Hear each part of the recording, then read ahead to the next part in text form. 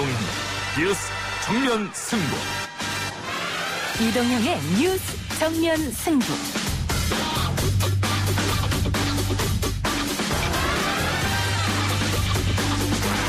청취자 여러분 안녕하십니까, 이동형입니다. 8월 29일 다음 달 말쯤에 거대 여당인 더불어민주당의 당대표와 최고위원을 뽑는 전당대회가 열립니다. 어떤 분들 이런 말씀 하십니다. 최고위원 총률만은 큰 장점이 없다. 그러나 민주당이 가장 빛나던 시기는 누구도 나서지 않으려 할 때 누군가 나서서 당에 헌신하였을 때입니다.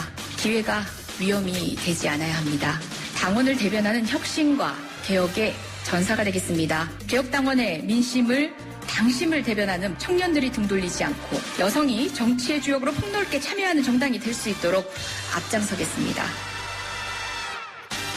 이재정 의원의 최고위원 출마에 변했는데요.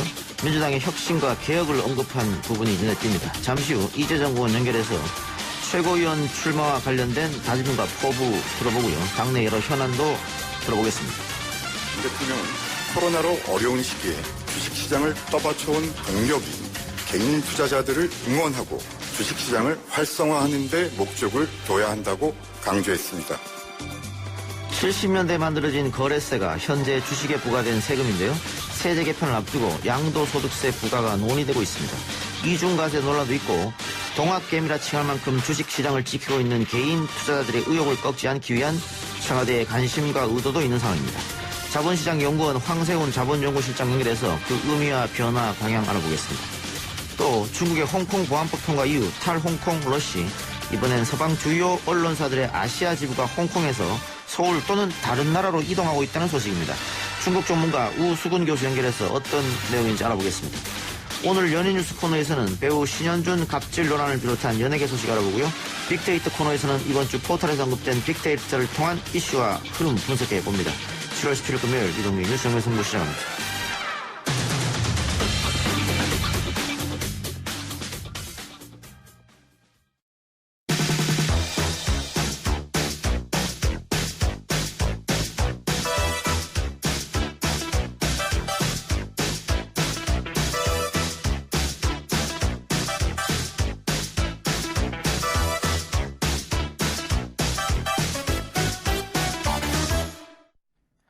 더불어민주당 차기 당대표와 최고위원을 뽑는 전당대회가 다음 달 8월 29일 열립니다.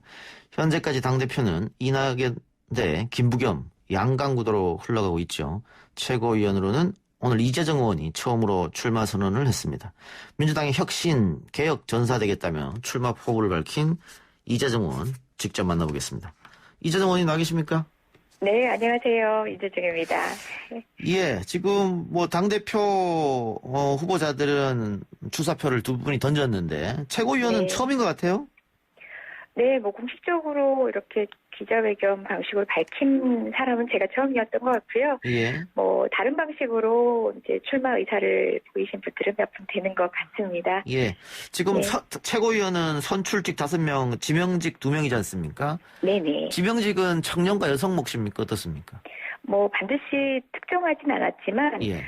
지난번 같은 경우는 이수진 최고위원이 노동의 역할과 여성의 역할을 또 함께 해주시는 예. 그런 역할을 담당하셨겠고요. 예. 그 지명직이 이제 어떤 그림으로 전체적인 지도부의 균형을 맞춰줘야 될지는 차기 당대표께서 아마 설계를 하시지 않을까 싶네요. 아직 결정되진 않았고.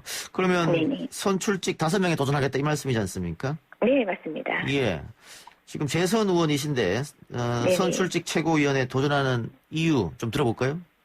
네, 민주당 전당대회 좀 예전에 비해서는 메리트도 없고 그리고 또 흥행도 별로 안 될 것 같다 이런 얘기 많이 하시는데요. 예. 이게 정치에 있어서 흥행이라는 게 관심의 영역을 넘어선 사실은 치열한 토론과 때로는 논쟁거리를 제공하면서 전당대회가 당의 전열을 재정비하는 계기가 되기도 하는 것이거든요. 예. 그렇기 때문에 어떤 의미에서 그런 역동성이 사라졌다는 것이 아주 중요한 문재인 정부 집권 하반기에 있어서의 우리 고민들을 다소 얕은 수준으로 머물게 하는 것이 아닌가라는 고민들이 있었습니다. 예. 제가 많은 분들에게 상의드릴 때마다 꼭 지금 나갈 필요 있겠는가.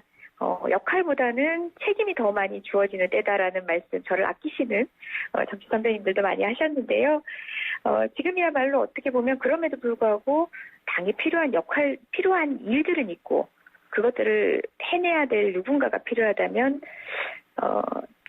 저는 하겠다라는 생각입니다. 예. 흔히 안정, 관리 이런 얘기 나오고 있는 전당대회 시기라 더더욱 그런 역동적 고민이 부족할 것 같아서 거기에 적합한 사람은 40대 이제 적은 나이는 아니지만 당에서는 재선 막내입니다.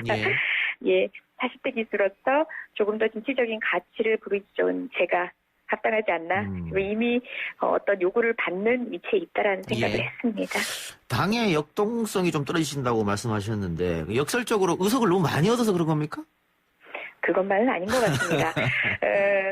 사실은 이 역동성이라는 고민은 의석수가 적었을 때도 많았을 때도 있었던 것 같습니다. 그 역동성이라는 건 흔한 정파 간의 갈등이나 대립이 아니라 어떤 가치를 정립해 나가고 그것들을 정책과 제도 안에 실현해 나가는 방법에 대한 논쟁일 수도 있거든요. 그런데 아시다시피 당 지지율 최근 하락세를 보이고 있긴 하지만 그래도 이 자체로도 상당히 많은 국민들의 지지를 얻고 있는 상황입니다. 이 상황들이 관리를 하면 언제까지, 그러니까 될 수 있지 않을까 하는 정치인들의 안이함을 어느 정도는, 물론 이제 부단히 노력하는 동료 정치인들의 노력은 알지만요, 가져올 수 있는 그런 지점들을 저는 끊임없이 어쨌든 저희는 돌아봐야 된다고 생각하고요. 그런 의미의 역동성을 말씀드린 겁니다. 그 의원님도 언급하셨습니다. 당 지지율이 하락세라고. 코로나19 사태 이후로 대통령 지지율, 여당 지지율이 계속 올라갔었고 총선에도 그 결과 압승으로 이끌어냈는데 총선 이후에도 지지율이 고공행진을 했습니다만 최근 여러 가지 문제가 터지면서 지지율이 대통령 지지율도 그렇고 당 지지율도 동반 하락세입니다. 의원님들도 다들 고민이 있을 텐데 그 전당대회가 그 반전의 모멘텀이 될 수 있을까요? 물론 어제 이재명 지사 재판도 모멘텀 될 수 있다. 그런 전문가들이 그렇게 지적하긴 합니다만은. 네. 그 지지율에 어떤 의사를 더해주시는 국민이 그렇게 이제 단선적인 어떤 사건과 현상에만 움직이시는 게 아닙니다. 물론 그 사건과 현상이 즈음해서 지지율 하락도 상승도 일어나긴 하지만요.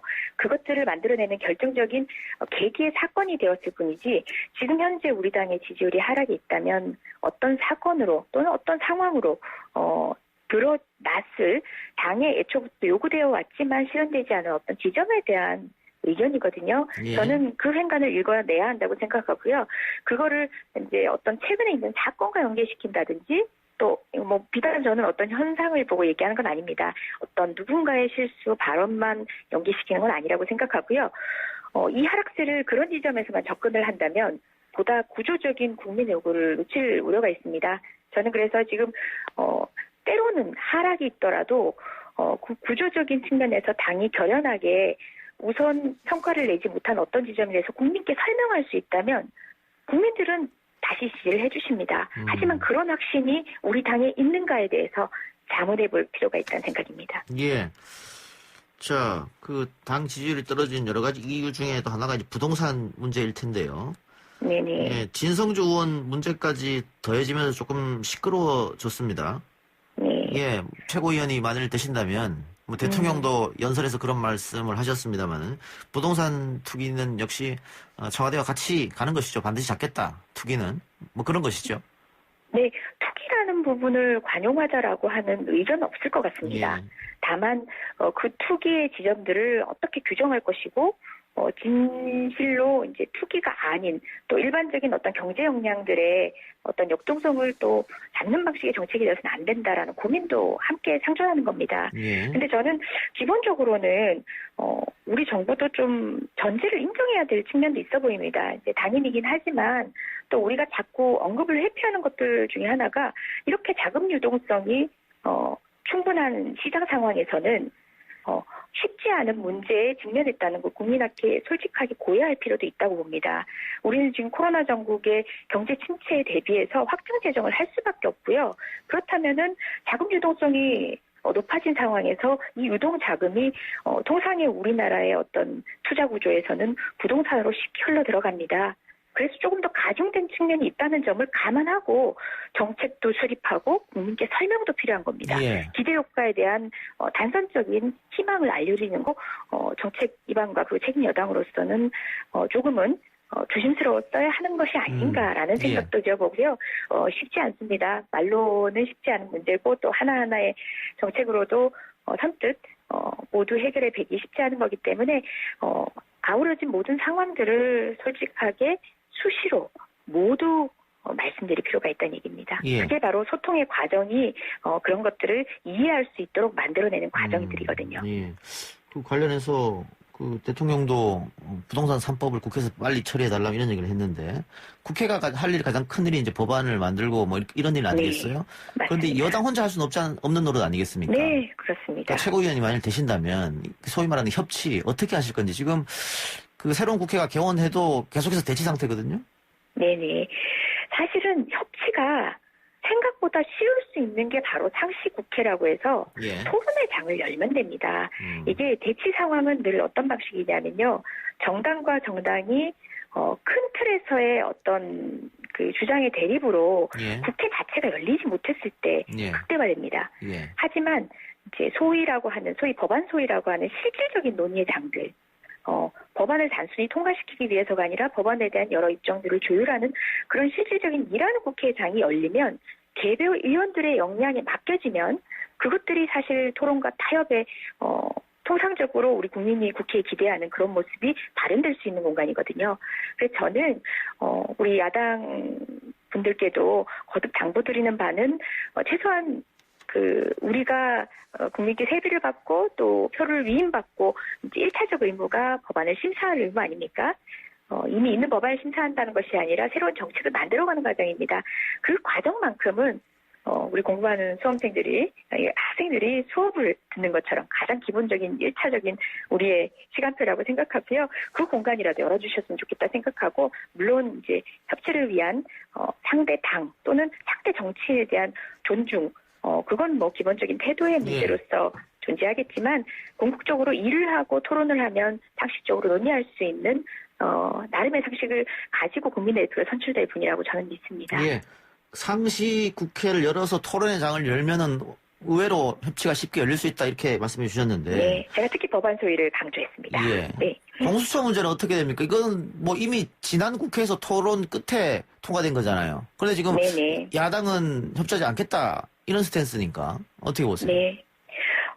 사실상 국회에서 나름의 이제 다수의 어떤 의석으로 할 수 있음에도 불구하고 하지 않을 때는 마지막까지 설득을 하기도 하고, 예. 또 그 설득의 과정에는 국민의 여론이라는, 무엇보다 눈에 보이지 않고 멀어 보이지만 사실상 정치인의 피부에 와닿는 그런 방식을 동원하기도 합니다. 예. 그 방식을 어떻게 동원하는지가 또 여당의 역량이고 여당의 정치력이기도 한 겁니다. 이제 상대방을 으르고 달랜다고 표현하잖아요. 예. 그러니까 마냥 당근만이 아닌 거죠.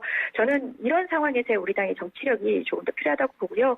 법이 정한 기일을 넘겨 국민의 요구를 못 받아들이고 있는 상황에 대해서는 책임 정치인의 한 명으로서 무척 송구스럽게 생각합니다. 설득하고 어르고 달래고 결국 안 되면 법 개정 갑니까? 저희가 최선의 노력이라는 것은 예. 이번 총선을 통해서도 부여받은 나름의 방식의 정책에 대한 방향이 있습니다. 그 부분은 더불어민주당만 지켜야 하는 것들이 아니라 야당 역시도 무게감을 느껴야 할 겁니다. 저는 그런 입장입니다. 알겠습니다. 자, 내년 4월 재보궐선거판이 커지는 상황인데요. 서울과 부산시장 선거가 있는데 민주당이 후보를 내야 되느냐 말아야 되느냐 논란이 좀 있습니다. 당헌 당규를 또 고쳐야 되는 작업이 필요하고, 만일 후보를 내게 되면 김부겸 전 의원은 필요하면은 당헌을 개정해서라도 내야 한다라고 얘기했습니다만은, 당에서 또 전재석 의원 같은 경우에는 부산시장 내지 말아야 된다, 여러 이야기가 나온 것 같아요. 그 의원님 생각은 어떠십니까? 여기에 대해서? 네, 전재석 의원님 같은 경우는 이제 부산시에서 또 지역 국민들의 목소리를 경청하면서 나름의 판단이 있으셨겠지만, 저는 특정 지역이나 어떤 특정 사안을 염두에 두지 않고 제가 보는 소위 말하는 보궐선거 상황, 그리고 또 공당의 역할에 있어서의 기본적인 어떤 저는 기준은요. 예. 공당은 이런 상황에 있어서 후보를 내지 않는 방식으로 책임진다는 것은 책임이 아니라고 봅니다. 아하. 되려 그런 이제 권리의 상황에 유책인 정당이라 할지라도 예. 국민들께 다시 신뢰를 부여받을 수 있는 임무를 내세움으로 인해서 평가받는 그 장에 나서는 것이 전 책임이라고 보고요. 예. 혹여 그 책임의 장에서 국민들의 사늘한 시선을 목도하게 되는 것도 그것을 통해서 책임을 지는 것이 맞는 것이고 또 훌륭한 인물과 그가 제시하는 비전에 대한 국민의 신뢰를 얻어내서 다시금 위임을 받으면 그 표를 무겁게 안고 또다시 묵묵히 역할을 이어가는 것도 책임이라고 봅니다. 정치인의 책임은 후보를 낸다 안 낸다로 그렇게 단편적으로 바라볼 것이 아니다. 예. 공당의 책임은 그렇게 단순하지 않다는 생각입니다. 예. 설사 선거에서 지는 한이 있더라도 심판을 다시 한번 받아봐야 된다. 국민들한테 한 번씩 책임을 받아봐야 된다. 이 말씀으로 들리네요. 네, 정치적 기본으로 돌아가서 공당의 역할과 선거의 의미 그리고 또 대의제의 의미가 무엇인지를 따져본다면 지금 다른 의견들 또 각 지역의 어떤 현안들을 인식하는 방식, 정부적 판단은 몰라도 기본적으로 그런 정치의 큰 틀에서는 그것이 제가 말씀드린 것이 마땅한 책임감의 태도라는 생각입니다. 당헌을 개정해서 후보를 낸다고 하는 것은 어차피 다음 지도부에서 결정하는 것이니까요.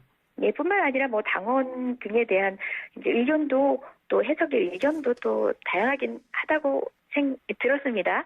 다만 그 부분을 넘어선 이제 전체적인 선거에 대한 의미를 제가 말씀드린 겁니다. 예. 의원님 지금 외통위 계십니까? 네네, 그렇습니다. 예. 청문회가 예정돼 있죠? 네, 다음 주입니다. 7월 23일 예. 인사청문회 준비로 저희 방도 또 최고위원 준비와 더불어서 함께 하고 있습니다. 예, 아무래도 여당이다 보니까 또 청문회에서 그 수비수 역할을 좀 해야 될 거 아니겠어요? 지금 미래통합당에서는 반드시 낙마시키겠다 이런 전략인 것 같던데.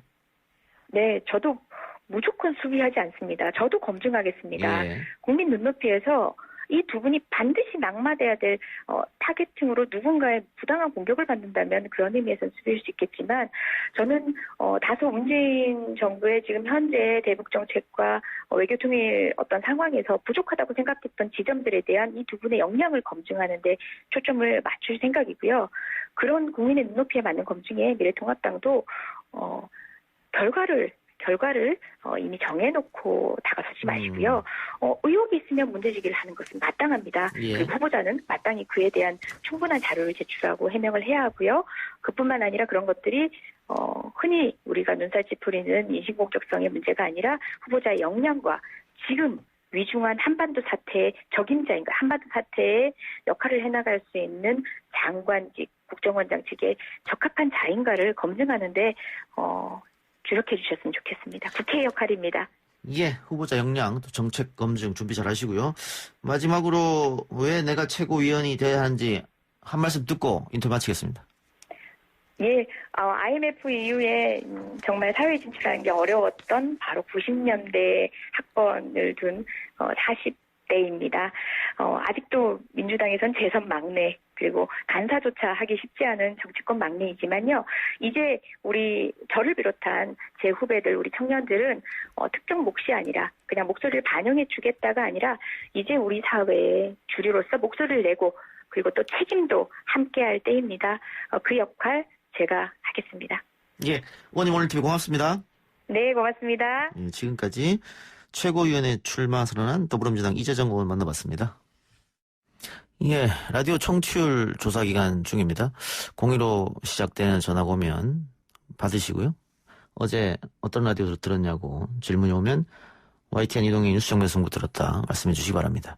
유료 문자 샵 0945번으로 또 응원 문자 보내주시면 커피 쿠폰 보내드리는 이벤트 실시하고 있습니다. 샵 0945번으로 많이 참여해 주시기 바랍니다. 1부 순서 마치고요. 2부 기자 언박싱 코너로 돌아오겠습니다.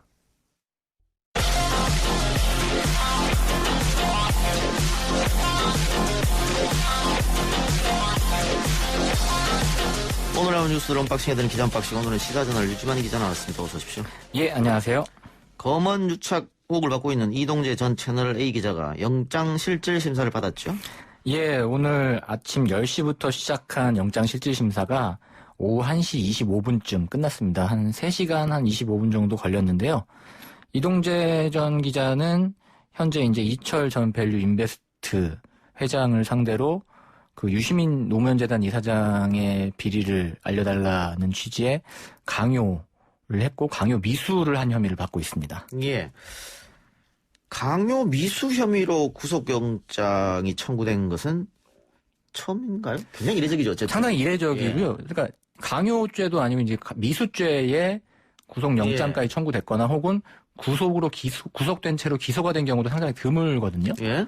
근데 이제 이거를 중앙지검 수사팀이 다음 주에 수사심의위원회가 있는데도 불구하고 구속영장을 청구했다는 거는 아무래도 증거인멸의 가능성을 굉장히 높게 본 것 같아요. 예. 이동재 전 기자가 뭐 이미 자신의 휴대폰과 노트북을 다 디거징해버렸기 때문에 지웠잖아요. 예, 그렇죠. 검찰이 수사에 착수하기 전에 본인의 휴대전화와 노트북을 다 포맷이라고 해야 되나? 디가우징을 해버렸죠. 예. 예. 그런 데이터를 다 지운 상태였고. 그러면 그런 것도 있을 테고 또 하나는 뭐 검찰은 지금 한동훈 검사장과 채널 A가 모종의 계략을 꾸며서 했다 이렇게 그러니까 일종의 보고 있잖아요. 공모를 했다라는 예. 좀 의심을 하고 있죠. 그럼 어느 정도 증거를 확보했다 이렇게 봐도 될까요? 지금 나오는 게 구속영장 청구 자체가 좀 강공이거든요. 이게 강력한 수인데 사실 이제 구속영장이 만약에 법원에서 기각이 될 경우에는 수사팀도 타격을 받을 수밖에 없습니다. 근데 구속영장까지 청구했다는 것은 아무래도 검찰이 확보한 증거 중에 여지껏 언론에 알려지지 않은 무언가 좀 더 강력한 증거가 있는 거 아니냐라는 관측이 자연스럽게 나오고 있고요. 예. 아무래도 지금 이게 다툴 부분이 증거인멸 부분밖에 없기 때문에 예. 여기서 앞으로 인멸될 가능성이 있는 증거가 뭐냐라고 따져본다면 예. 이 사건이 앞으로 가야 될 방향은 한동훈 검사장과 채널A 기자들 간의 공모 여부 의심하고 있는 그 부분을 증명할 수 있느냐가 또 중요한 쟁점이 될 거거든요. 예.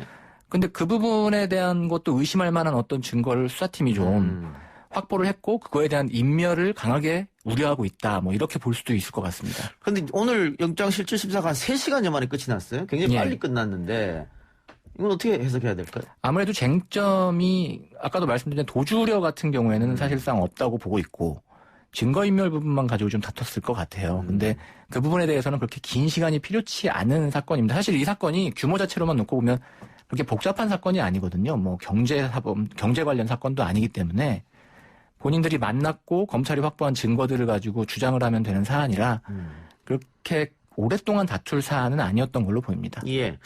이 영장이 만일 기각이 되면 중앙지검이 굉장히 위축될 수도 있겠네요. 수사가? 수사팀의 위축은 조금 피할 수는 없을 것 같아요. 그리고 다음 주에 수사심의위원회가 있는데 여기서 아마 경론이 펼쳐질 수 있거든요. 예. 그런데 아마 기각이 된다면 피의자 쪽에 이동재 전 기자나 한동훈 검사장 쪽에서 이 영장 기각된 부분을 또 이유로 삼아서 수사가 필요하지 않다. 이런 부분을 강조할 수도 있습니다. 오늘 밤 정도에 나올 아마 거예요? 오늘 밤 안에 나올 것으로 좀 예상이 됩니다. 예, 알겠습니다. 지켜보고요. 진성준 더불어민주당 의원이 TV 토론 프로그램에서 집값이 안 떨어질 것이다 라고 얘기를 했어요. 예.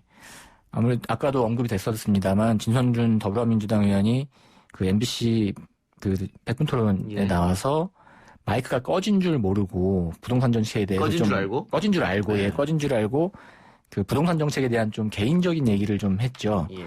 근데 거기에서 나온 얘기들이 이제 김연아 미래통합당 비상대책위원장이 이제 위원이 뭐 집값 떨어지는 게 국가 경제에 너무 부담되기 때문에 막 떨어뜨릴 수 없다라고 얘기를 했더니 진성준 의원이 그렇게 해도 안 떨어질 것이다. 부동산이 뭐 이게 어제 오늘 일이냐 뭐 이런 얘기를 한 것이 마이크를 타고 이제 방송이 좀 됐습니다. 아하, 그러면은 대통령이 계속 얘기한 거하고 예. 당에서 얘기한 거하고 전혀 상반된 말을 해버렸네요. 그렇죠. 이제 어떤 야당 쪽이나 이제 일반 대중들이 받아들이기에는 겉으로는 집값을 잡겠다라고 얘기를 하면서 실제로 정책을 위반한 본인들조차 집값 떨어지거나 부동산 안정화에는 별 관심이 없는 거 아니냐라는 비판이 자연스럽게 나왔고요. 그렇군요. 해명이 있었을 것 같은데요, 진성준 예, 의원? 진성준 의원이 직접 해명을 했습니다. 이제 자신의 진위가 좀 왜곡 보도가 됐다라는 취지로 입장을 밝혔고요. 국가 경제를 우려할 정도로 그렇게 집값이 떨어지진 않을 거다. 과장되게 집값 하락 공포를 조장하지 말라는 취지로 얘기를 했던 것이다. 이렇게 해명을 했습니다. 예. 그렇긴 하더라도 후폭풍은 여전하다. 그렇긴 하더라도 이 좀 몇 가지 말들 때문에 이 진심 해명이 그대로 받아들여질지는 좀 의문이기는 하죠. 알겠습니다. 박병석 국회의장이 개헌을 제안했습니까? 예, 박병석 국회의장이 오늘 앞으로 정치 일정을 고려하면 내년까지가 개헌의 적기라며 개헌을 공식적으로 제안을 했습니다. 그동안 여당에서는 이제 총선에서 이긴 후에도 개헌을 크게 고려하지 않는다는 취지의 말을 했는데 박병석 의장이 좀 다른 이번에 제안을 좀 한 것이죠. 권력 구조에 대한 개헌입니까? 뭐 대통령 임기라든가. 아직 정확한 뭐 대통령제를 사전 중임제를 할 것인지 예. 혹은 내각제를 할 것인지에 대한 예. 구체적인 방안은 내놓지는 않았습니다. 예.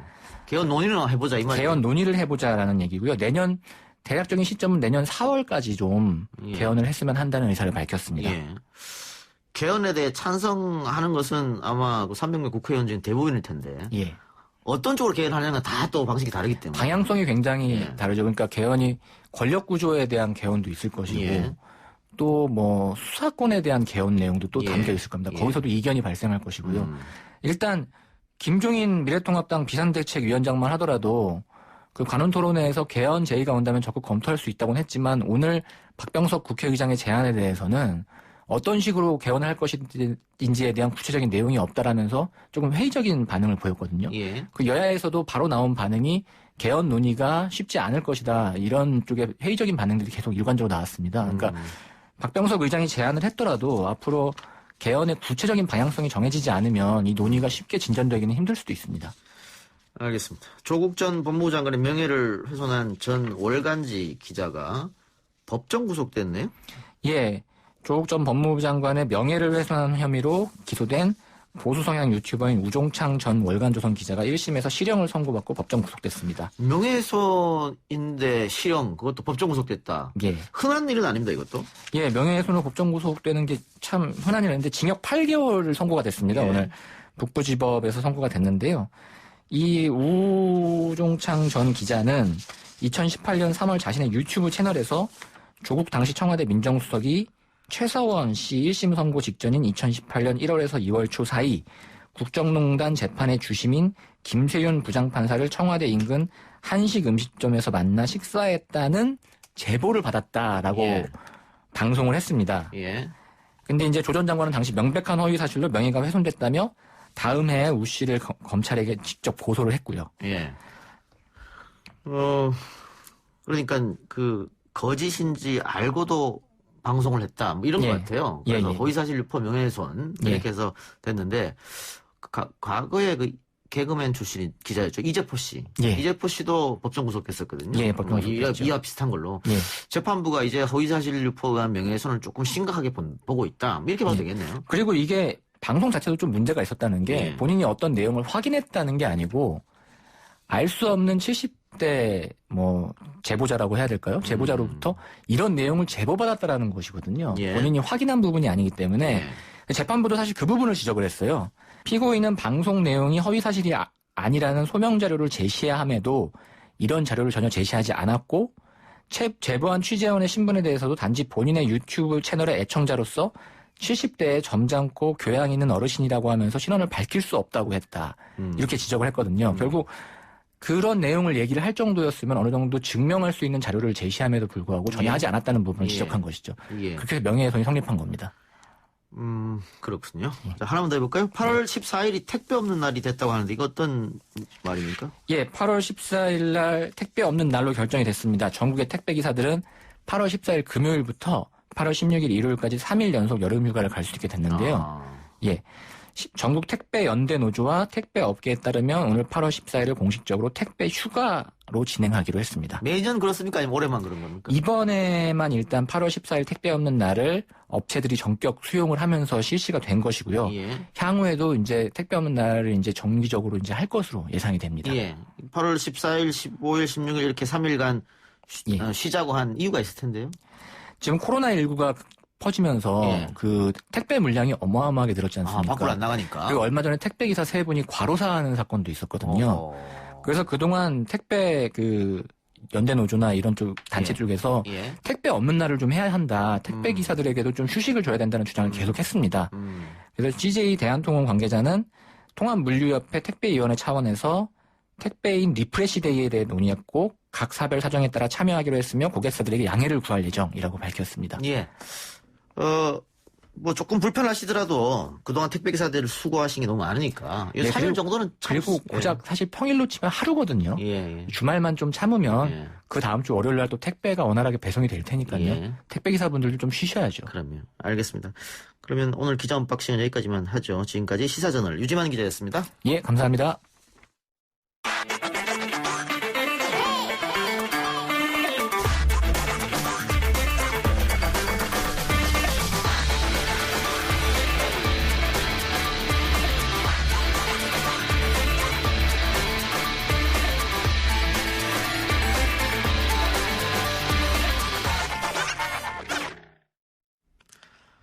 코로나19로 어려운 시기에 주식시장을 떠받쳐온 동력인 개인 투자자들을 응원하고 주식시장을 활성화하는 데 목적을 둬야 한다. 오늘 강민석 청와대 대변인이 전한 문재인 대통령의 발언이었습니다.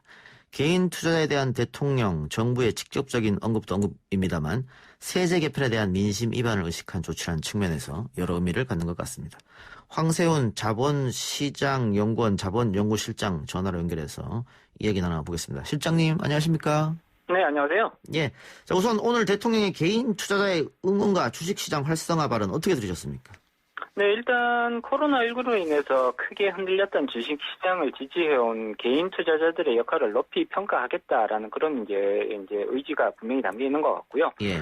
주식 양도소득세제 개편안에 대해서 시장과 투자자들의 의견을 더 많이 반영하겠다는 뜻으로 해석할 수 있을 것 같습니다. 예, 주식 양도소득세제 개편안에 대해서 이제 여러 가지 지금 우리의 목소리가 제기가 되고 있는데 그런 것들을 겸허하게 받아들여서 장기적으로 이제 주식시장 발전을 지원할 수 있는 세제적 요소들을 보완해서 합리적인 세제 설계에 집중하겠다. 이런 의미로 해석이 가능할 것 같습니다. 금융세제 개편안을 처음에 발표했을 때 개미 투자자들이 상당히 반발을 했거든요. 네, 그렇습니다. 예, 그러면은 지금 대통령 이 발언은 그런 개인 투자자들의 의견을 존중하겠다. 뭐 이렇게 해석해도 되겠네요. 시장의 우려 목소리를 더 많이 반영하겠다는 뜻으로 해석이 가능하겠죠. 예. 그런데 어떻습니까? 정말 코로나19 사태에서 개인 투자자들이 없었다면 주식이 굉장히 빠졌을까요? 정말 받쳐주는 게 개인 투자가 맞습니까? 개인 투자자들의 역할은 분명히 굉장히 중요한 역할을 했다고 평가를 해야 될 것 같고요. 예. 기관 투자자들과 외국인 투자자들이 자금을 대폭으로 이제 빼나갔거든요. 예. 따라서 개인 투자자들이 여기에 적극적으로 자금 유입이 이루어지지 않았다면 시장은 더 큰 폭으로 하락했을 가능성이 높아 보입니다. 따라서 그리고 특히나 V자형의 반등이 이루어져 왔거든요. 주식시장에서. 예. 그렇게 V자형으로 반등하는 데 있어서는 개인 투자자들의 역할이 결정적이었다고 볼 수가 있습니다. 예. 지난번 세제 개편안을 보면 양도소득세를 도입을 하고 그리고 이 거래세는 조금 낮추는 거였었거든요. 그렇습니다. 그럼 어떻게 되는 겁니까? 거래세는 완전 폐지가 되고 양도소득세는 그대로 가고 뭐 이런 겁니까? 일단은 거래세가 폐지되는 방향으로 갈 가능성은 훨씬 더 높아졌다고 예상해 볼 수가 있습니다. 예. 물론 이제 당장 폐지하기는 어렵겠지만 그래도 장기적인 관점에서 폐지 로드맵 정도는 충분히 제시할 가능성이 높아졌다. 그럼으로써 거래세는 완전히 폐지하는 쪽 그리고 양도소득세가 이를 대체하는 방식으로 세제 설계가 수정될 가능성이 높아졌다고 볼 수가 있죠. 예. 뭐 처음에 얘기할 때부터 이중과세 아니냐 뭐 이런 얘기를 들었으니까요. 그렇습니다. 근데 거래세가 폐지가 되면은 주식시장이 더더욱 활성화될까요? 어떻습니까? 일단 거래세 폐지는 주식거래 활성화의 긍정적인 요소입니다. 가장 대표적인 주식거래 비용인 거거든요. 예. 따라서 주식거래가 활성화되는 데 있어서는 일정 부분 역할을 할 걸로 보고 있고요. 그리고 또 이제 더 중요한 부분은 사실은 양도소득세제입니다. 예. 금융투자소득에 대해서 포괄적인 손익통산 및 손실의 2월 공제를 허용하고 있거든요. 예. 이런 것들은 결국 금융투자로부터 발생하는 위험을 효과적으로 관리할 수 있는 굉장히 중요한 수단을 제공하는 것이기 때문에 시장 참여자가 확대될 가능성은 높아 보인다고 예상을 하죠. 예. 양도소득세 문제는 2천만 원 초과할 때부터 이제 매기겠다 뭐 이런 거였는데 이건 조정은 없을까요? 어떻게 보세요?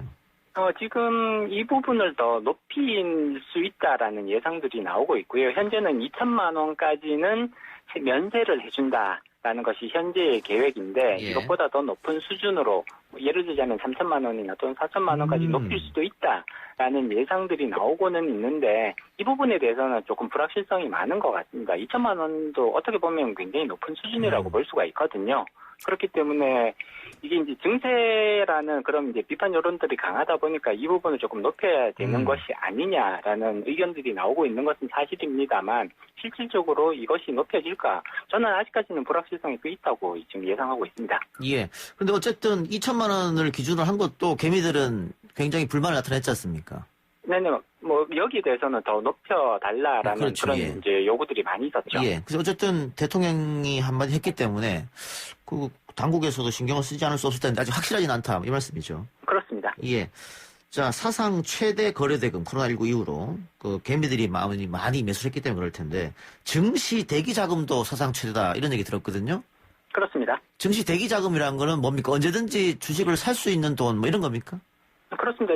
증시 주변에서 머무르고 있는 자금들을 의미하는 거고요. 예. 구체적으로 말씀드리면 이제 증시 예탁금, 그러니까 주식 매입을 위해서 이제 투자자들이 쌓아놓은 자금을 얘기하는 건데 이것이 지금 기존에는 많을 때 한 20조 원 됐었거든요. 예. 근데 코로나19 사태 이후로 동학개미운동이 시작된 이후로는 이게 40조 원을 넘어서고 있거든요. 예. 이것만 20조 이상 증가를 했고요. 예. 그리고 증시 주변에 그런 이제 CMA 자금이라든지 MMF 자금도 계속해서 증가 추세에 있는 거니까 증시로 유입될 수 있는 가능성이 높은 자금들은 상당히 지금 규모가 크다고 볼 수가 있습니다. 예. 그리고 또 사상 최대로 돈이 많이 풀린 뭐 그런 상태인데 이게 과연 네네. 주식시장으로 들어올 것인지 아니면 또 과거처럼 부동산으로 몰려갈 것인지 뭐 그런 거 얘기도 많이 나오지 않습니까? 어떻습니까? 네, 일단은 시장 환경 자체는 주식시장이 굉장히 우호적인 방향으로 지금 흘러가고 있습니다. 예. 글로벌 유동성 그리고 우리나라의 시중 유동성은 지금 굉장히 높은 수준이고요. 부동자금만 지금 1,100조 원이 넘어가고 있는 상황인 거잖아요. 보통 이렇게 부동자금이 많아지면 주식시장으로 흘러들어올 가능성하고 그다음에 부동산 시장으로 유입될 가능성들이 있는데 예. 현재 부동산 규제 특히 이제 보유세와 관련된 부분들이 굉장히 강화되고 있는 추세이기 때문에 예. 당분간은 부동산 시장으로 급격하게 유입될 가능성은 제한적이라고 예상해 볼 수가 있고요. 그렇게 된다면 오히려 주식시장으로 유입될 가능성은 오히려 커지고 있다라고 예상해 볼 수가 있죠. 예. 또 하나 궁금한 게 조세 중립성 이야기가 여기저기서 나오는데 조세 중립성은 무슨 말입니까? 이게 이제 양도소득세가 지금 이제 전면적으로 부과될 예정인데 예. 만약에 양도소득세가 부과되었을 때 경제 주체들이 투자의사 결정 자체를 크게 바꿔버리게 되면 이게 조세 효과가 많이 반감될 수가 있거든요. 예. 따라서 투자 의사 결정에 심각한 왜곡을 주어서는 안 된다는 것이 조세 중립성이 의미하는 바입니다. 예, 알겠습니다. 어떤 이야기인지. 어쨌든 조금 지켜보면 이거는 뭐 결과가 나오니까요. 지켜보도록 하고요. 네. 자, 코로나19 정보에 따른 다양한 시장의 움직임들이 있습니다. 세제 개편도 있고요. 또 외국인들이 많이 판 것을 코로나19 때 개인 투자자들이 다 떠받쳤다 이런 얘기도 나오는데 그렇습니다. 앞으로 개미분들은 어떻게 투자 전략을 짜야 할지 일단 예, 길을 좀 안내해 주세요. 네네. 전반적인 시장 상황만 보면 주식시장에 유리한 방향으로 가고 있는 것은 분명해 보입니다. 예. 글로벌 유동성은 높은 수준을 이어갈 것으로 전망이 되고요. 그다음에 정부의 벤처기업 육성 정책들도 일관성 있게 유지될 것으로 예상이 됩니다. 그렇기 때문에 개인 투자자들도 테마주 투자와 같은 그런 단기성 투자는 가급적 지양하시고요. 기업의 근본 체질을 중시하는 방식으로 발전시켜 나갈 필요성이 있을 것 같습니다. 장기적인 관점에서 기업의 성장성에 높은 가치를 부여하고 분산 투자를 통해서 위험을 관리하면서 손익통산이라든지 또는 손실의 2월 공제와 같은 세제상의 도구를 적극적으로 활용하는 자세가 필요할 것으로 보입니다. 알겠습니다. 실장님 오늘 인터뷰 고맙습니다. 네네, 고맙습니다. 예, 지금까지 황세훈 자본시장연구원 자본연구실장이었습니다. 문자로 많은 응원 메시지가 왔네요. 0215님, 이동영의 뉴스 정면 승부 정말 잘 듣고 있습니다. 산후조리원에서도 저녁 후다닥 먹고 챙겨 들었어요. 집에 와서도 아기 재우고 지금 듣고 있네요. 청취율 조사 1등을 향해 화이팅입니다. 보내주셨습니다. 고맙습니다. 0655님, 전화가 오질 않아요. 이동영의 정면 승부 짱입니다. 잘 듣고 있어요. 전화 좀 주세요. 연중무휴 상시 대기 중입니다. 예, 여론조사 업체 얘기 전화 좀 주시기 바랍니다.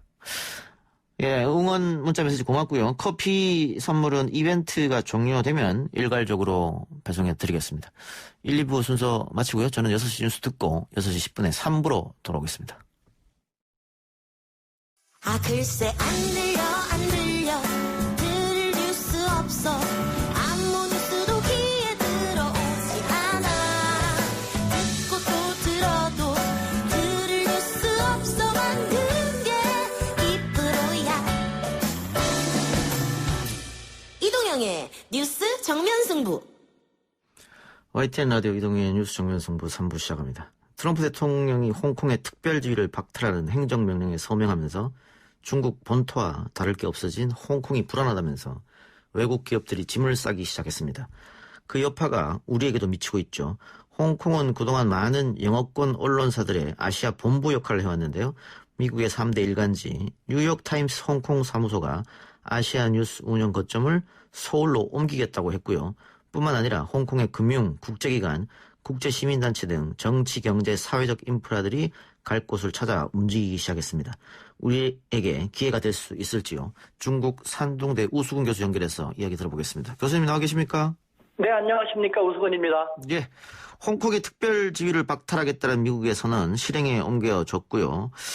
트럼프 대통령이 홍콩에 대한 특별 지위를 없애는 행정명령에 서명했는데 일단 그 내용을 좀 설명해 주시죠.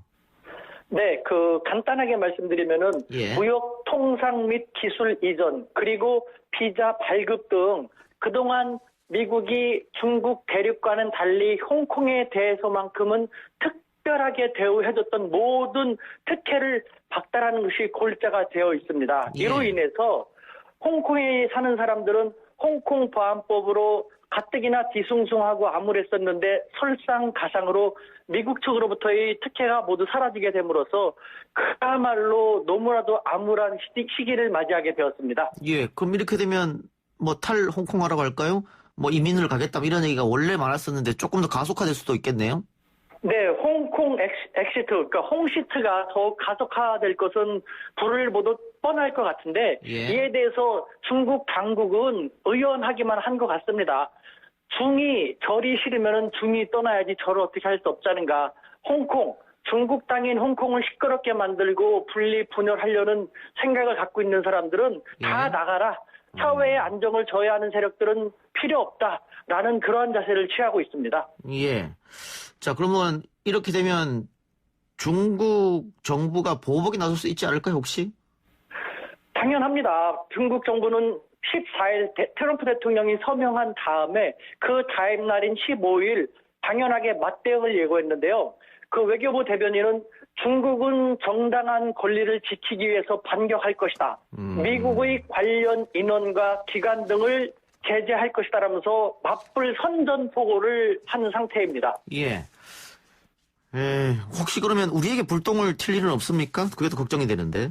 아무래도 양측이 지환지투가 대격돌을 이어가고 있기 때문에 전 세계, 우리뿐만 아니라 전 세계도 파급 효과는 미쳐질 수밖에 없습니다만 그래도 우리는 홍콩이 그동안 누려왔던 특혜가 박탈이 되고 당장 홍콩에서 영위했던 금융기관이라든가 언론기관 등이 서울로 향하거나 한국으로 향하는 움직임도 포착되고 있기 때문에 향후 추이를 좀 지켜볼 필요가 있을 것 같습니다.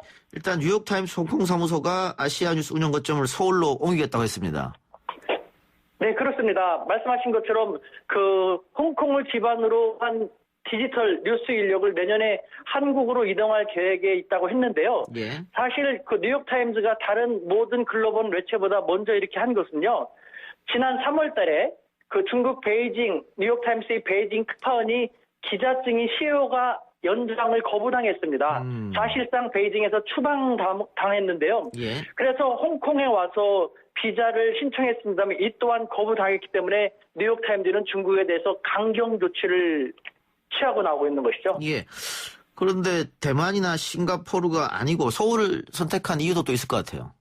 그렇습니다. 일단 서울은 가장 역동적이지 않습니까? 지금 서울 경제가 다른 나라에 비해서 계속해서 성장세를 보이고 있고 또 언론 매체 같은 경우는 뉴스를 찾아가야 되지 않습니까? 서울 같은 경우는 지금 동부에서 가장 어찌됐건 핫한 이슈를 만들어내고 있는 북한도 있는 한반도 상황의 정가운데 있기 때문에 이와 같은 국제 정세라든가 혹은 경제, 금융 같은 측면을 고려할 때 도쿄라든가 싱가포르 같은 곳보다는 서울이 한층 더 유력하게 고려되고 있는 것으로 알고 있습니다. 언론사 말고 금융사는 그럼 어떨까요? 네, 금융 같은 경우는 우리 서울이 아직도 좀 다른 싱가포르라든가 혹은 기존의 홍콩 혹은 도쿄보다는 규제 같은 것이 적지 않은 것으로 지금 파악되고 있는데요. 이와 같은 규제 같은 것을 우리 정부가 가능한 부분으로부터 혁파해 나간다면은 금융업계도 상황이 좀 더 좋아지지 않을까라는 생각이 듭니다. 예. 우리가 적극 유치를 시행하는 것, 그건 또 중국의 눈치를 봐야 될 것 같기도 한데 어떠세요? 그 부분에 대해서. 제가 생각할 때 우리가 스스로 적극 나설 필요는 없다고 생각합니다. 왜냐하면 특히 경제, 비즈니스, 금융에 종사하는 기관이라든가 그 기업들 같은 경우는 하지 말라고 하더라도 이윤을 극대화시키기 위해서는 스스로 찾아서 옵니다. 우리가 뉴욕타임스라든가 혹은 홍콩의 금융기관을 우리 쪽으로 오라고 요청한 적은 한 번도 없었거든요. 자신들이 필요하면 오기 때문에 우리가 가만히 있으면 되지 괜히 적극적으로 유치함으로써 옆나라 중국의 그 반발을 살 만한 행동은 부디 할 필요가 있을까라는 생각이 듭니다. 예. 그런데 이제 아까 홍콩 엑시트가 빨라질 것이라고 말씀하셨는데 역시 그래도 그 홍콩을 떠나는 사람들은 홍콩 시민들 중에 뭐 경제적으로 괜찮은 사람들 아니겠습니까? 어떻습니까? 맞습니다. 가장 큰 피해자는요. 지금 말씀하신 것처럼 홍시트를 감행할 수 있는 사람들은 경제적으로 여유가 있는 그런 사람들입니다. 하지만 그렇지 않은 대부분의 일반 서민들은요. 일컨주컨 홍콩을 떠나기가 쉽지 않습니다. 그런데 지금 지완 지투가 계속 격돌을 하고 또 미국이 계속해서 그 중국 당국의 입장에서는 미국이 어떻게든지 중국을 괴롭히기 위해서 홍콩을 이용하고 있다는 생각을 하고 있는데 이 와중에서 홍콩에 있는 사람들만 계속해서 살기가 더 힘들어지고 있으니 그래서 중국은 또 이렇게 생각하고 있습니다. 말씀드린 것처럼 나갈 사람 다 나가고 홍콩의 분리 분열이라든가 혹은 불순한 의도를 갖고 있는 미국이나 영국에 찬동하는 사람들도 다 나간 다음에 비로소 중국과 함께 가려고 하는 홍콩 사람들에 대해서는 자신들이 많은 경제적인 혜택을 주고 미국 이상의 특혜 조치를 줬던 미국 이상의 새로운 특혜 조치를 취함으로써 홍콩 경제가 다시 부상하는 데 기여할 생각을 갖고 있다라는 이야기를 하고 있습니다. 예, 알겠습니다. 마지막으로 홍콩 문제를 놓고 미국과 중국 사이에서 우리 정부가 어떤 태도를 취해야 할지 교수님 생각을 좀 말씀해 주시기 바랍니다. 네, 우리는 중견 강국입니다. 아직도 우리는 고래 싸움에 새우등 터지다, 샌드위치, 이런 이야기를 하고 있는데 그거는 약소국일 때 얘기인 것이고요. 중견 강국 대한민국의 당당한 3대 외교의 원칙을 세워놓고 사안별로 대처하면 됩니다. 예를 들면은 우리 대한민국은 시장 경제와 자유무역을 옹호한다. 두 번째, 국제 협력을 추구해 나갈 것이며 세 번째, 대한민국의 안정과 번영을 추구해 나갈 것이다. 이와 같은 3대 원칙에 근거해서 사안별로 우리가 국민적인 거대 담론을 전개하다가 결정이 나면은 그에 따라서 행동하는 것. 이런 식으로 가야지 지금은 지완이니까 G2니까 어떻게 이런 식으로 국제사회의 변화무쌍한 흐름에 그냥 부평초처럼 몸을 맡기려고 하는 그런 약소국 외교 전력은 더 이상 유효하지 않다고 생각합니다. 예, 교수님 오늘 말씀 고맙습니다. 네, 감사합니다. 예, 지금까지 중국 산둥대 우수근 교수였습니다.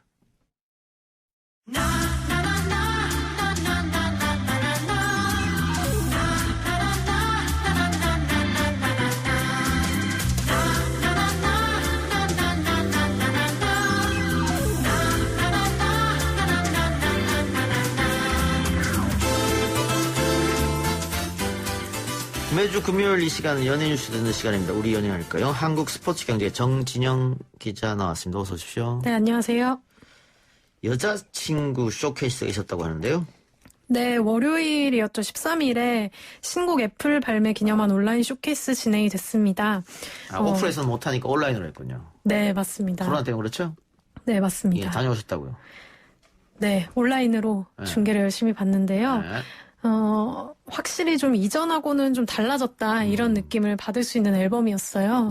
네, 그래서 아마 여자친구 본인들도 팬들이 깜짝 놀랄까봐 걱정이다 이렇게 얘기할 정도니까 관심 있으신 분들은 한번 노래도 들어보시고 하면 좋을 것 같아요.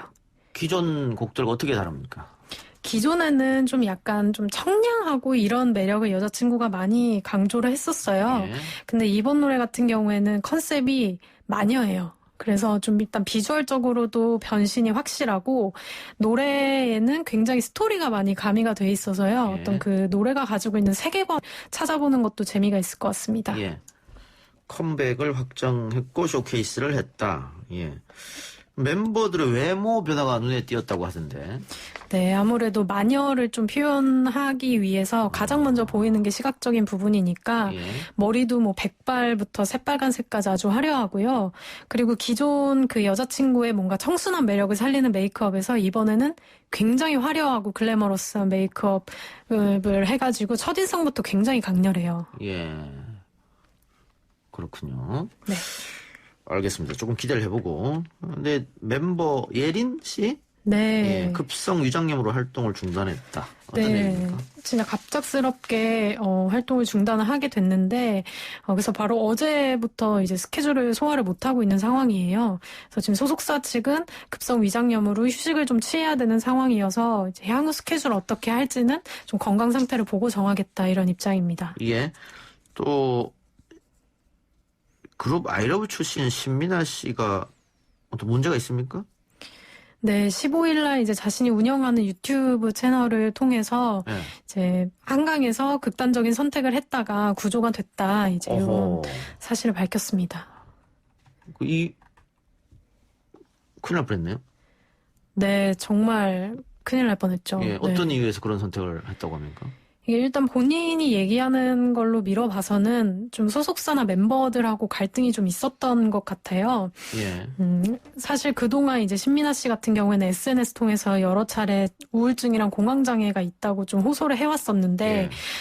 그 원인이 이제 멤버들의 괴롭힘 때문이다. 뭐 이런 얘기가 좀 돌고 있고, 근데 소속사 쪽에서는 너무 일방적인 폭로다. 사실 무근이다. 이런 입장입니다. 그러면 신민아 씨가 그룹 활동을 할 때, 네.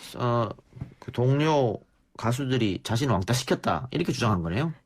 그쵸. 뭔가 그만 괴롭혀라. 그리고 내가 알고 있는 사실을 회사에서 비밀 유지를 하라고 사인을 하라고 했다. 뭐 이런 얘기를 하면서 뭐 멤버들뿐만이 아니라 회사에서도 뭔가 부당한 압력을 받았다. 이렇게 폭로를 하고 있는 상황입니다. 폭언과 폭행에 괴롭힘을 받았다. 이렇게 했는데 소속사는 허위 사실을 유포했다. 이렇게 나왔네요. 네, 일단 지금 아이러브 같은 경우에는 미나 씨 이제 탈퇴하고 멤버들이 또 재정비를 해가지고 새로운 이름으로 지금 데뷔를 하려고 준비를 하고 있는 상태였어요. 그래서 이런 상황에서 너무 한쪽이 일방적으로 우울증이나 공황장애 원인은 우리 때문이다라고 폭로하는 거는 오히려 그거 자체가 더 폭력이다 이렇게 얘기하면서 좀 사실 진실 공방이 좀 계속 이어질 것으로 보여요. 소속사에서 그렇게 반박하니까 신민아 씨가 거짓말하지 말라고 다시 재반박을 하고 네. 그런 상황이네요. 맞습니다. 알겠습니다. 원만하게 좀 마무리되길 바라고요. 이순재 씨 매니저 사건 이후에 연예인들의 갑질 논란이 계속되고 있죠. 네, 최근에 이제 또 신현준 씨 전 매니저가 또 폭로를 했는데 자신이 한 13년 정도 일하면서 1억도 못 벌었다. 그리고 신현준으로부터 욕설이나 폭언을 또 듣고 계약서도 써달라고 했는데 그 요구도 거부당했고 그리고 뭐 세차나 장보기, 신현준 씨 모친의 시중까지 업무외 노동에 시달렸다 이런 폭로를 했습니다. 예. 지금 신현준 씨가 슈퍼맨이 돌아왔다에 출연하고 있지 않습니까? 네, 맞습니다. 뭐 방송국 쪽에서는 어떤 다른 얘기는 없습니까? 일단 방송국 측에서 논란이 나오고 나서도 방송을 감행을 해서 사실 시청자들 반발이 좀 컸어요. 이런 좀 아직 진실 공방이 다 끝나지 않은 상태인데 너무 가족 예능에 나오는 거는 부적절한 거 아니냐 이런 의견이 있었고 사실 신현준 씨 입장에서도 이게 본인만 나오는 예능이 아니잖아요. 가족들 얼굴이나 이런 게 다 노출이 되는 거기 때문에 결국에는 신현준 씨 측에서 그냥 자진하차하겠다 이렇게 정리가 된 상황입니다. 예. 김서영 씨도 소속사와 계약 해지로 논란이 불거졌네요. 네, 김서영 씨 같은 경우에는 스카이캐슬 끝나고 작년에 이제 평소 친분이 있던 마디 픽처스 대표랑 계약 맺었었는데요. 일을 하면서 매니저가 제3자에게 자신의 험담을 했다 이 사실을 알게 되고 더 이상 이제 신뢰관계를 지속할 수 없다고 판단이 들었다 해서 그걸 대표한테 얘기를 해서 했더니 이제 대표는 전속 계약 해지해주겠다 면목이 없다 이렇게 얘기를 했대요. 예. 그래서 이제 그러면 계약을 해지하자라고 했는데 예. 소속사 측에서는 무슨 소리냐 일방적으로 계약 해지를 통보받았다라고 하는 입장입니다. 또 서로 양자간의 말이 다르네요. 네, 맞습니다. 예. 소수 대표는 오히려 김서영 씨 쪽으로부터 폭언에 시달렸다 이렇게 얘기했다고 하니까. 네, 맞습니다. 예, 이것도 진실게임 양상으로 흐르는 모양인데 김서영 씨 추후 활동에는 어떤 문제가 안 생길까 어떻습니까? 사실 올해 좀 여고괴담 리부트 모교 개봉이 되지 않을까 좀 기대가 되고 있는 상황이었어요. 예. 이 작품이 이제 7월 초에 열렸었던 부천 판타스틱 영화제 개막작으로 선정이 되기도 했었는데 예. 아무래도 지금 개봉 일자를 잡는 게 좀 조심스러워지지 않았을까 싶기도 하고요. 예. 그리고 이런 계약 분쟁이 생기면 전 소속사 측에서 이제 연예인에 대해서 활동금지 가처분 신청을 낼 수 있기 때문에 예. 그렇게 되면은 또 당분간 활동이 이어나가는 건 어려워질 것 같습니다. 영화계 소식으로 가보죠. 영화 반도 때문에 극장가가 들썩이고 있다. 네, 정말 보셨나요? 못 봤습니다. 아, 영화 좋아하셔서 보실 줄 알았는데. 너무 바빠서 영화관 갈 시간이 없어요. 네, 이게 부산행 후속 작품이에요. 그리고 부산행이 1000만 관객 돌파했던 작품이기 때문에 워낙에 이제 개봉 전부터 예매율이 80%를 넘으면서 인기가 높았었는데. 코로나19에도 불구하고. 네, 맞습니다. 개봉 첫날에 이제 35만 명 동원했는데 이게 올해 한국 영화 개봉 스코어 중에 1위에 해당하는 기록이고요. 예. 지금 손익분기점이 250만 정도인데 이런 속도면 주말 안에 달성되는 거 아니냐 이런 관측도 나오고 있습니다. 아, 그렇군요. 부산행 감독과 같은 감독이죠? 네, 맞아요. 연상호 감독이. 네. 그러면 같은 좀비물입니까? 네, 같은 좀비물이고요. 사실 부산행 때는 부산은 좀비가 없었잖아요. 예. 근데 이 반도는 이제 그로부터 4년 후에 이제 한반도가 모두 좀비 때에 의해서 초토화된 상황에서 이제 강동원 씨가 맡은 정석이란 역할이 한국을 탈출했다가 다시 이 반도로 들어와야 되는 제안을 받게 되면서 이제 다시 철저히 고립된 반도에 들어가서 벌어진 얘기를 담은 작품이에요. 예. 이 좀비물이 계속해서 흥행한 이유는 어디에 있을까요? 저는 좀비물을 좋아하지 않아서 잘 모르겠는데. 아, 정말요? 좀비물의 매력을 잘 모르겠어요. 이 좀비물은 사실 생각 없이 그냥 액션을 즐길 수 있는 작품이잖아요. 네, 이 좀비라는 대상 자체가 좀 그렇기 때문에 요즘 코로나19로 좀 심경이 많이 답답하신 분들이 많으니까 좀 이렇게 좀 파격적으로 계속 액션이 난무하는 그런 작품들이 인기를 끄는 게 아닌가 싶기도 하고요. 그리고 좀 시기적으로도 여름이다 보니까 이런 좀비물 같은 공포 스릴러 작품들이 인기를 끄는 게 아닐까 생각합니다. 예. 저는 좀 비현실적인 이야기가 나오면 좋아하지 않습니다. 예, SF 같은 것도 잘 안 봅니다. 아, 정말요? 예. 어떤 작품 좋아하세요? 다큐 좋아합니다. 알겠습니다. 예, 그런데 이 반도가 스크린 독과점 문제가 불거졌어요? 네, 아무래도 사실 극장 입장에서는 절박하죠. 지금 계속 코로나19 때문에 상황이 안 좋은 상황이니까 좀 반응이 좋은 작품을 많이 걸고 싶다 이런 건 있지만 어느 정도냐면 개봉 첫날에 전국 2245개 스크린에서 1551번 상영됐거든요. 예. 이게 상영 점유율 80.1%에 해당하는 건데 이게 전국 극장에서 영화를 10번 상영할 때 8번은 그게 반도였다라는 거니까 사실 비슷한 시기에 개봉한 다른 영화들 입장에서는 굉장히 곤란하죠. 보고 싶어도 못 보는 그런 상황이네요, 다른 영화는. 네, 그렇죠. 근데 뭐 스크린 독과점 문제는 뭐 오늘 일이 아니고 꾸준히 제기되어 왔는데 뭐 잘 고쳐지진 않는 것 같습니다. 네, 사실 그게 제일 문제인 것 같습니다. 없다가 생긴 거면 이해하겠지만 네, 코로나 탓을 하기에는 너무 계속 이런 문제가 있었기 때문에 자정 노력이 좀 필요할 것 같습니다. 예. 강민경 씨와 한혜연 씨가 광고 표기 없이 유튜브 광고를 진행했다. 어떤 말이죠? 네, 보통 이렇게 블로그나 유튜브에서 협찬이나 광고받은 제품 소개할 때는 꼭 이게 협찬이다, 광고다 표기를 해야 되잖아요. 누가 봐도 광고인 것처럼. 네. 근데 강민경 씨랑 한혜연 씨는 광고 영상 찍으면서 광고라고 표기를 안 하고 그냥 그대로 내보낸 거죠. 이게 밝혀지면서 논란이 되고 있습니다. 예. PPL을 그렇게 했다는 거지 않습니까? 네, 맞습니다.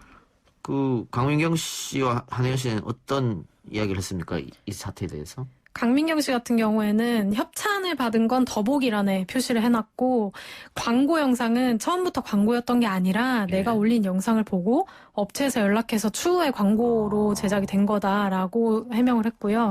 이제 한혜연 씨 같은 경우에는 실수로 광고 표기를 하지 않았던 것 같다. 이제 앞으로 재발 방지하겠다 이런 입장을 내놨습니다. 그런데 이게 입장을 밝히고 더 논란이 증폭됐다는데 그런 거 왜 그렇습니까? 네, 왜냐면 한혜연 씨 같은 경우에는 이게 실수라고 보기가 좀 괘씸하다 이런 입장이 있어요. 왜냐면 내 돈 내산이라고 그게 내 돈 주고 내가 샀다라는 뜻이거든요. 그래서 내 돈 내산 아이템들을 소개하는 영상에서 광고를 넣은 거죠. 그런데 광고를 넣었다. 그러면 이걸 보고 있던 뭐 유튜브를 보는 사람들, 뭐 네티즌들은 화가 날 수도 있겠네요. 내가 속았다고 생각할 수 있겠죠. 그렇죠. 실수가 아니다. 아닌 거는 다분히 의도적이다. 좀 이런 의견이 나오고 있어요. 한혜연 씨는 유튜브 채널 판매로도 논란이 되고 있다는데 유튜브 채널 어떻게 팔죠? 그냥 채널을 통으로 판 겁니다. 카카오 M에 수십억 원의 돈을 받고 채널을 판매를 한 사실이 이번에 나타났는데요. 자신이 운영하는 채널을? 네, 맞습니다. 그래서 이게 사실 초반만 해도 이제 그냥 맛있는 거 먹고 되게 소소하게 소통하던 채널이었거든요. 근데 이제 최근에 광고 영상도 늘어나고 광고도 얘기를 안 하고 그러다 채널까지 대기업에 팔았다고 하니까 좀 그냥 채널을 돈벌이로 생각하는 게 아니냐 좀 이런 배신감을 구독자들이 느끼고 있는 것 같아요. 그럴 수도 있군요. 채널 자체를 판다. 알겠습니다. 연예계 코로나19 확진자가 또 나왔다면서요? 네, 일본에서 주로 활동하고 있는 그룹 H5의 멤버 허니랑 K 씨가 코로나19 검사 양성 판정을 받았습니다. 그래서 지금 도쿄에서 격리 중입니다. 예, 저는 우리 연애할까요 하면서 아이돌 이야기만 나오면 검색을 합니다. 누군지 모르기 때문에. 근데 저는 일본에서 활동하다 보니까 일본에서 지금 특히 도쿄에 확진자가 증폭세가 있잖아요. 네, 맞아요. 그렇기 때문에 그런 것 같네요. 네, 맞습니다. 앞서서 슈퍼노바 윤학 씨도 일본 활동 후에 코로나19 감염됐다고 하는데. 네, 3월 31일 날 이제 일본 활동 마치고 국내로 들어와서 확진 판정 받았었는데요. 그러니까 원래 지금 좀 해외 곳곳에서 국경 장벽 낮추려는 움직임이 좀 보여지고 있는 상황인데 이렇게 계속 해외 활동을 통한 감염 사례 나오면서 좀 아무래도 한류 스타들이 올해 안에 좀 국경을 넘어서 활동하는 거는 좀 조심스러워할 것으로 보입니다. 예, 구혜선 씨와 안재현 커플의 이혼 절차 마무리됐다면서요? 네, 그제였죠. 15일에 이혼 청구 소송 첫 조정기일에서 양측이 합의를 하면서 네, 법률적으로도 완전히 남남이 됐습니다. 그 이혼 과정 중에서 SNS를 통해서 서로 상대방을 좀 디스하는 그런 모습을 보여서 대중들이 좀 눈살을 찌푸렸어요. 네, 맞아요. 그게 벌써 또 작년 8월 이더라고요. 그래서 벌써 10개월 전 얘기라 아마 그 사이에 좀 의견차를 좁히고 합의를 하게 된 것 같고 구혜선 씨가 나중에 방송에서 또 밝혔는데 그때는 굉장히 화가 나 있었고 아무것도 안 보였다 이렇게 얘기를 했었잖아요. 그래서 좀 10개월 정도 시간 보내면서 어떤 감정적인 거는 서로 연애 활동을 또 계속 할 거니까 도움이 되지 않는다 이렇게 판단을 한 걸로 보입니다. 예, 구혜선 씨는 또 바로 활동 시작한다면서요? 네, 작곡 아마 꾸준히 해오고 있다는 거 아시는 분들 많으실 텐데 이번에 음악감독 최인영 씨랑 같이 피아노 뉴에이지 앨범 숨3를 발매를 할 예정입니다. 예, 안재현 씨는 어떻습니까? 안재현 씨는 하자 있는 인간들 출연한 이후에 아직까지는 차기작이 확정된 건 없는 상황이에요. 예, 예능 활동도 하셨잖아요. 네, 신서유기랑 강식당 이런 데 출연을 했었는데요. 아직 그 두 프로그램도 차기 시즌이 확정이 안 된 상황이기 때문에 네, 활동을 재개할지 여부에 대해서는 좀 더 기다려봐야 될 것 같습니다. 알겠습니다. 우리 정진영 기자가 김은하 기자랑 힙합 가수 데뷔한다면서요? 예, 데뷔... 부끄럽습니까? 네, 지금, 네, 저희도 좀 이렇게 코로나19 시대에 맞춰가지고 이제 다양한 콘텐츠를 보여드리기 위해서 힙합 한번 해보려고 합니다. 잘해요? 힙합? 자신감이 반이고 또 시작이 반인데 저희가 곡을 받았어요, 지금. 그래서 지금 작사 작업에 지금 돌입하고 있는 상황이거든요. 아, 아직 곡이 완성이 안 됐군요. 네네네, 지금. 한번 멜로디만. 불러보라고 하려고 그랬는데. 예, 아직 가사가 안 나왔는데 지금 람보르기 니니 니자로 끝나는 말은 이런 느낌으로 가려고 합니다. 한번 해볼래요? 여기서 잠깐만 앞부분만 람보르기로. 자, 음악 주세요. 네, 여기까지 하겠습니다. 감사합니다. 많은 사랑 부탁드립니다. 예, 완성되면 한번 들어봅시다. 네, 알겠습니다. 예. 저도 주위에 알고 있는 한 시사평론가가 요즘에 랩을 배우러 다니고 있어요. 앨범 낸다고. 왜 그러실까요? 꿈이라던데요? 아, 앨범 내는 게요? 랩 앨범 내는 게? 같이 서로 이렇게 도와주면서 했으면 좋겠네요. 랩을 따로 배우셨어요? 그 친구처럼 아니면은 배운 거 없이 그냥 하는 겁니까? 이제 작곡가한테 디렉을 좀 봐달라고 하려고 하고 있습니다. 따로 배우진 않았군요. 네, 안 배웠습니다. 배우셔야 될 것 같은데. 쉽지 않은데, 랩이. 힙합은 조금 약간 이렇게 프리한 느낌으로 가야 된다고 또 들어가지고 너무 교과서적으로 접근 안 하려고 하고 있습니다. 언제쯤 나옵니까? 올해 안 발매를 지금 목표로. 예, 나오면은 우리 방송에서 최초로 듣는 걸 한번 하죠. 아, 틀어주시나요? 그럼요. 전곡, 감사합니다. 예, 알겠습니다. 오늘 그러면은 우리 연애일까요? 연예계 소식은 여기까지 듣겠습니다. 지금까지 한국스포츠경제 정진영 기자였습니다. 네, 감사합니다. 3부 순서 마치고요. 4부 주간 빅데이터 코너로 돌아오겠습니다.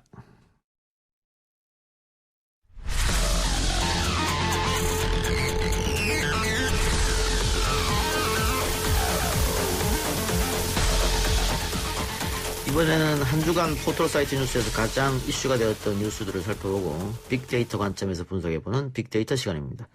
피플라이소프트 미디어 빅데이터 연구소 소장 이경락 박사 나왔습니다. 어서 오십시오. 네, 안녕하십니까. 자, 이번 주는 지난 주말 세상을 떠난 고 박원순 전 서울시장 이슈가 네네.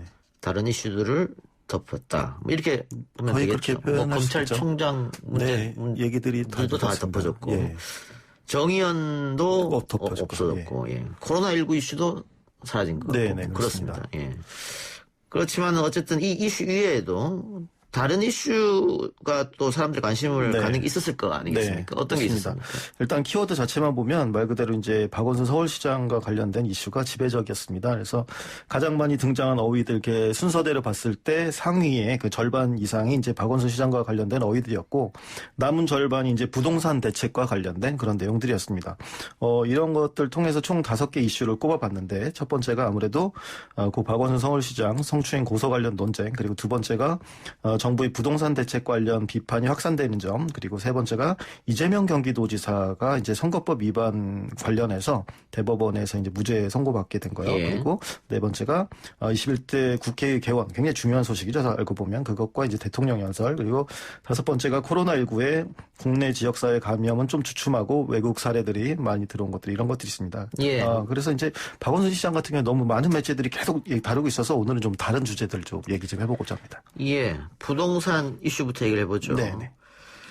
최근에 그 MBC 100분 토론에서 여당 국회의원이 방송에 나가는 줄 모르고 그래도 집값은 안 떨어질 거다 이런 발언을 해서 지금 말 자체는 그랬었죠. 그래서 어떻게 보면은 많은 사람들이 정치 분야에서 관심 있지만 실제로 이제 계속 밑바닥에서 깔려오는 건 부동산이 지금 한 달째 계속 이제 2위 정도의 관심을 계속 갖고 있었습니다. 그래서 6.17 대책 이후에 계속 이슈가 됐고 그리고 70 대책까지 이르게 됐는데 어떻게 보면 이 부동산 정책 같은 경우에는 다른 분야, 뭐 보건이나 의료보다는 좋은 편인데 여기 쪽은 정책 신뢰도가 굉장히 낮거든요. 그래서 어떻게 보면 시장이 제대로 정책에 대한 것들을 반영하지 못하고 있는데 뭐 이와 관련해서 뭐 증여세, 뭐 양도세, 종부세 뭐 이런 것들 다양한 대책들이 나왔는데 이 부분에 대해서 충분히 이제 시장이나 혹은 국민들이 긍정적으로 평가하지 못하고 있는 부분들이 있었습니다. 그리고 이제 말씀하신 것처럼 어제 그 MBC 100분 토론에서 집값 과연 이번에 잡힐까라는 주제로 이제 70 부동산 대책에 대한 토론이 있었는데 여기서 이제 마지막 정리 발언이 문제였습니다. 이제 실제 뭐 방송, 라이브로 나가는 지상파 방송 말고 유튜브에 이제 정리 발언 비슷하게 이제 좀 녹음이 계속 됐는데 여기 보면 이제 야당 쪽 토론자였던 김연아 비대위원이 이렇게 얘기를 합니다. 그러니까 집값 이게 떨어지는 게 국가 경제에 너무 부담되기 때문에 그렇게 막 떨어뜨릴 수가 없다. 이게 막이란 표현 좀 집중하실 필요가 있을 겁니다. 그리고 얘기하고 이에 대해서 이제 진성준 의원이 답변했던 게 그렇게 해도 막은 안 떨어질 겁니다. 이렇게 얘기를 했습니다. 그래서 뭐 이미 부동산이 뭐 이게 어제 오는 일입니까? 이렇게 답변을 했는데 이 부분이 좀 문제가 됐습니다. 원래 진성준 의원이 얘기했던 거는 부동산 원칙이 확립돼야 되고 1가구 1주택 원칙이 돼야 된다. 그래서 계속 정책 주자들이 나와야 되고 다음 정부에서도 이루어진다. 이런 내용들을 했는데 그것과 배치되는 의견 아니냐 이런 내용들이 논란이 됐었습니다. 그러니까 토론 과정에서는 계속 그 정부의 부동산 정책이 맞는 길이다. 네네. 이렇게 해놓고는 마지막에 마이크 꺼진 줄 알고 다른 말을 했기 때문에. 네네. 그럼 그렇습니다. 이게 모순이 되는 거 아니냐 뭐 이런 거잖아요. 예, 근데 그게 다른 말인지 아닌지가 좀 생각해 볼 필요가 있습니다. 그러니까 뭐 아시다시피 지난주에도 잠깐 다뤘는데 요즘 부동산 대책과 관련해서 굉장히 조직적으로 좀 반대하는 움직임이 있습니다. 그러니까 지난주에도 헌법 13조 2항 뭐 6.17 위헌 같은 이제 검색어 순위 올리기 뭐 이런 식의 그 움직임을 통해서 굉장히 이제 부동산 대책에 반대를 했었는데 그래서 어떻게 보면은 이번에도 이것에 대한 네티즌들 반응이 굉장히 뜨거웠습니다. 그래서 이게 사실 오늘 오전에 수집한 것만 보게 되더라도 이 네이버만 보더라도 13개의 뉴스가 많이 본 뉴스에 올라와 있는데 그 내용이 뭐냐면 진성준 의원 발언에 대해서 문제를 삼는 겁니다. 이게 정부가 알고 보면 정부 여당이 다른 생각을 하고 있다. 뭐 이런 식으로까지 있는데 이 보수 성향 매체들이 이걸 집중적으로 다루고 있었습니다. 그런데 곰곰이 보면 혹은 이제 진성준 의원의 그런 대응을 보게 되면 약간 어떻게 보면 꼭 그렇게만 생각할 부분인가라는 부분들이 있습니다. 근데 그게 어떤 부분이냐면 이게 사실 일단은 공적인 토론에서 한 얘기는 아니고요. 예. 사실 이제 사적인 거나 이제 유튜브에서 공개된 내용이라는 것들도 있고 그리고 거기서 맥락들도 사실 어떻게 보면 선회할 수 있는 부분들이 있거든요. 어떤 거냐면 그 김연아 비대위원이 한 얘기가 그렇게 막 떨어뜨릴 수는 없어요라고 얘기를 했기 때문에 이제 진 의원 입장에서는 그래도 그렇게 막에 초점을 맞춘 거죠. 그러니까 막 떨어지지는 않을 거다 이렇게 얘기를 하면서 진 의원도 그 나중에 이제 보도 자료나 이런 걸 통해서 밝혔던 것이 우리가 정책을 하더라도 그렇게 막 떨어지는 않는다라는 뉘앙스로 얘기한 건데 이걸 가지고 이제 그래서 이제 언론이 부각을 시킨 것이죠. 그래서 어떻게 보면 이걸 가지고 언론들이 뭐 본심 들킨 여당이라는 식으로 이제 프레임을 짜서 그 헤드라인을 구성하는 것은 조금 지나친 측면이 있지 않나 이렇게 좀 생각이 됩니다. 맥락상 보면 이해되는 측면도 있는데. 네, 그렇습니다. 이걸 지금 언론들이 뭐 속마음을 들킨 게 아니냐 네. 이런 식으로 몰고 가는 건 좀 문제가 있을 수도 있다 이 말씀이에요. 그렇습니다. 좀 심한 측면들도 있습니다. 예. 다른 이슈로 넘어가 보죠. 네. 이재명 경기도지사 대통령의 국회 연설 시간과 대법원 선고 시간이 겹쳤는데 네. 오히려 대통령 그 국회 연설보다 그 대법원 이재명 선고를 더 관심 있게 본 것 같습니다. 예, 그렇습니다. 저도 주변에 보면 진짜 알람까지 켜놓고 그것에 대해서 보는 분들이 있었는데, 예. 그러니까 대법원 전원합의체가 이제 직권남용 권리행사 방해 그리고 공직선거법 위반 등으로 이제 기소된 거에서 그 상고시까지 갔을 때 뭐 직권남용 권리방해 권리행사 방해 이거는 저희가 이제 일반적으로 직권남용으로 알고 있습니다. 근데 예. 사실 요것도 법리 해석하기 있어서 이제 권리행사 방해도 굉장히 중요하긴 한데 일단 이거는 1심, 2심에서 다 무죄로 판결을 났고 이제 핵심적인 것들은 이제 공직선거법에서 이제 그 표현, 사실관계, 허위사실 유포에 있었던 것들, 이런 것들이 있었는데, 그런 부분에 대해서 이제 무죄가 났었던 것입니다. 그래서 어떻게 보면은 이재명 지사가 성남시장 시절에 형을 강제 입원시키려는 의도가 있었건 없었건 이런 것은 뭐 차치하고 하더라도 실제로는 그런 것들이 이루어지지는 않았었거든요. 예. 근데 그런 것들 때문에 사실 1, 2심에서 직권남용 권리행사 방해는 무죄가 있었던 거고 결국에는 지금 계속 논의가 이제 쟁점이 되었었던 것들은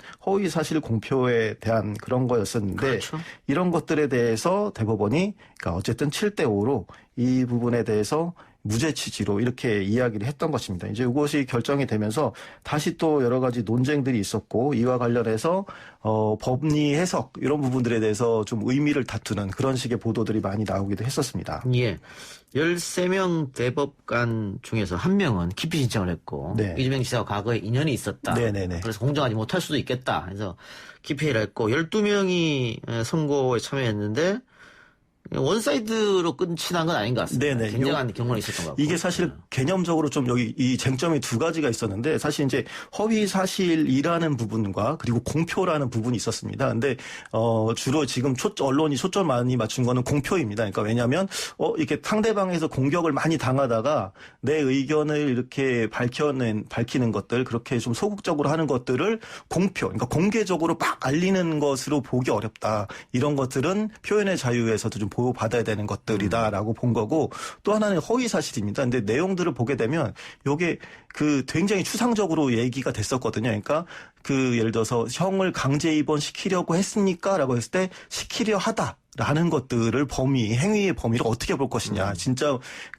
실제로 드러났었던 점 어쨌든 일단 판별, 그러니까 정신 이상의 판결을 받게 하게끔 가족끼리 했었던 행위는 있지만 강제적으로 병원에 넣으려고 했었던 것들은 뭐 미수에 그쳤다고 보는 사람들도 있긴 하지만 어쨌든 실제 이루어지지 않았거든요. 그러니까 그 사실관계에 대한 부분들 이런 두 가지 쟁점들이 논쟁이 되었었고 그리고 법원에서 판단은 그 두 가지 쟁점에 대해서 이제 무죄 취지로 나갔습니다. 결과는 7대 5입니다만은 이 전원 합의체에서 결정을 했기 때문에 그래서 이제 다시 하라고 재판을 돌려보냈지 않습니까? 2심이 잘못됐다. 네, 그렇습니다. 그래서 거기서 뭐 뒤집어지기는 좀 어렵다고 보고요. 네. 이렇게 결론이 그러면은 뭐 이렇게 무죄로 나는 것인데 네, 이렇게 되면은 그동안 이재명 지사를 옥죄고 했던 것이 빠졌기 때문에 네. 이제 뭐 본격적인 대권 행보로 해서 대권주자로서 날개를 달았다 이런 평가가 있더라고요. 네네. 그 바로 여론조사만 보더라도 13% 뭐 15%대로 이제 막 올라오고 이제 이낙연 의원 다음으로 이제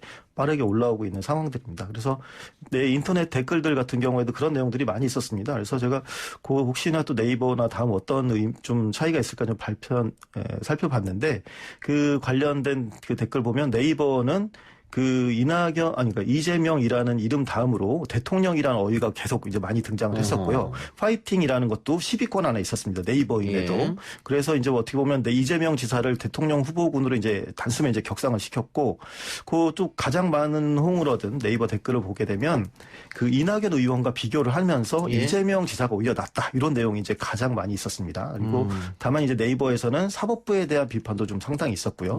근데 다음 같은 경우에는 그 기사가 많지는 않았지만 그 댓글은 다 수집해 봤을 때 꽤 많이 있었는데 이재명이 가장 많이 등장하고 당연히 이제 세 번째 당연한 이게 세 번째였고 당연한 판결이었다 뭐 이런 얘기겠네요. 그렇습니다. 그리고 파이팅이 네 번째, 대통령이 다섯 번째 이렇게 많이 나왔습니다. 그래서 어떻게 보면 네이버보다도 어떻게 보면 다음 쪽이 이재명 지사의 무죄를 좀 반기고 있었고 좀 환영하는 입장 이런 것들이 많이 드러났습니다. 그리고 가장 많은 호응을 받은 댓글 이렇게 보게 되면 이게 어차피 대법원 사안도 아니었다. 일 잘하는 사람 그만 괴롭혀라 이런 식의 반응이었습니다. 그래서 이재명 지사의 경우 보게 되면 또 네이버나 다음에서 전체적으로 봤을 때 일 잘한다라는 프레임 이런 쪽의 평가들이 많이 나타나고 있었습니다. 예.